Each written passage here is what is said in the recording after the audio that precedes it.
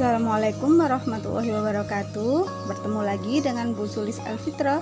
Hari ini kita akan belajar tentang suhu dan perubahannya. Pernahkah kalian demam?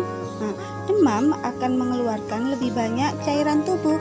Jadi kalian harus mengimbanginya dengan banyak minum air putih agar tidak terjadi dehidrasi. Agar panas tubuh keluar, maka jangan menggunakan pakaian yang tebal. Apa yang dilakukan ibu kalian biasanya ketika kalian demam? Pasti ibu kalian menempelkan tangannya ke dahi kalian, bukan? Apakah itu merupakan cara yang tepat untuk mengukur suhu? Ternyata tidak, bukan. Yang tepat yaitu dengan menggunakan alat yang disebut dengan termometer yang akan kalian pelajari hari ini.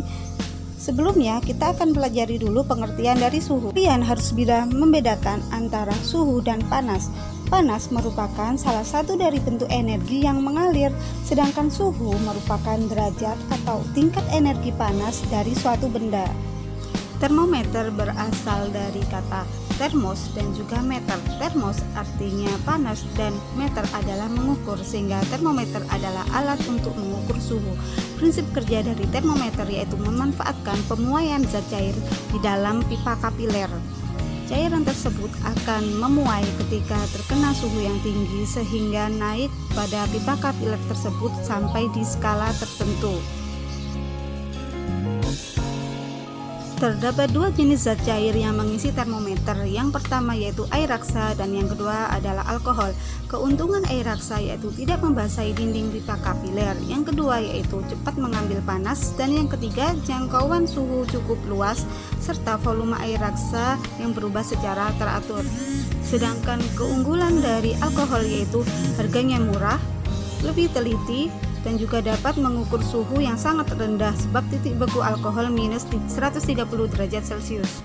Kerugian dari termometer alkohol yaitu membasahi dinding kaca, titik didihnya rendah dan juga tidak berwarna sehingga perlu ditambahkan pewarna. Mengapa zat cair pengisi termometer bukan air? Hal ini karena air memiliki sifat anomali. Sebagian besar zat cair akan memuai ketika dipanaskan, namun air akan menyusut pada suhu 0 sampai 4 derajat Celcius. Terdapat 4 jenis skala termometer. Yang pertama Celcius, kedua Fahrenheit, Reaumur, dan juga Kelvin. Jika dilihat dari titik tetap atas dan titik tetap bawahnya, maka disimpulkan perbandingan antara keempatnya yaitu untuk Celcius 5, Fahrenheit 9, Reaumur 4, dan Kelvin 5. Jadi 5 banding 9 banding 4 banding 5. Skala termometer Celcius dibuat oleh Andre Celsius.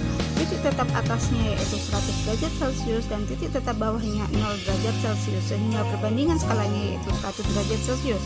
Sedangkan Reaumur dibuat oleh Reaumur dengan titik tetap atas 80 dan titik tetap bawah 0 dengan perbandingan skala 8. Demikian juga untuk Fahrenheit, ditemukan oleh Daniel Gabriel Fahrenheit dengan menggunakan titik didihnya 212 dan titik bawahnya 0 sehingga skalanya 180. Untuk Kelvin dibuat oleh Kelvin, titik tetap atasnya 373 dan titik bawahnya yaitu 273 dengan skalanya 100 sama dengan Celcius, sehingga perbandingannya sama yaitu 5.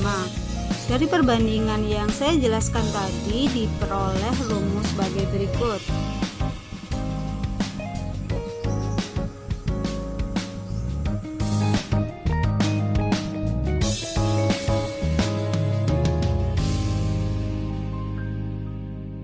Perhatikan contoh soal berikut ini. Jika zat cair diukur dengan Celcius 40 derajat Celcius, berapakah jika diukur dengan Reaumur, Fahrenheit, dan Kelvin?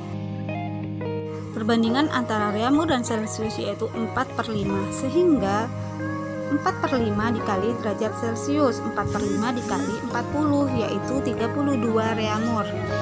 Perbandingan untuk Fahrenheit dan Celcius yaitu 9/5. Jadi untuk mencari Fahrenheit, 9/5 dikali derajat Celcius ditambah 32. Jadi 9/5 kali 40 ditambah 32, hasilnya 104. Untuk mencari skala Kelvin, tinggal menambahkan dengan 273.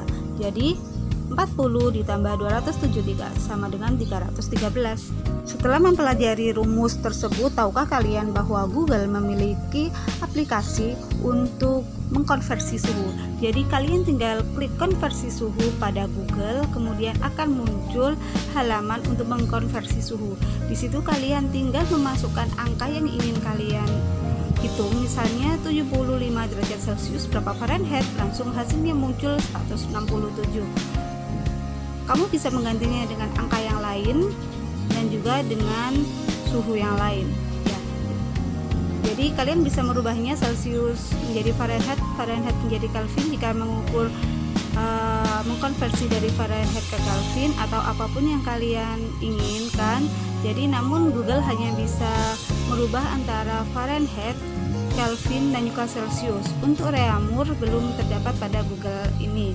Ya, jadi kalian bisa mengotak-atiknya dengan menggunakan Google ini untuk konversi suhu. Namun ketika kita belajar di kelas harus menggunakan rumus konversi yang sudah Bu Sulis ajarkan yang di awal tadi. Oke, jadi untuk pengetahuan kalian saja. Terima kasih atas perhatiannya. Assalamualaikum warahmatullahi wabarakatuh. Tetap semangat.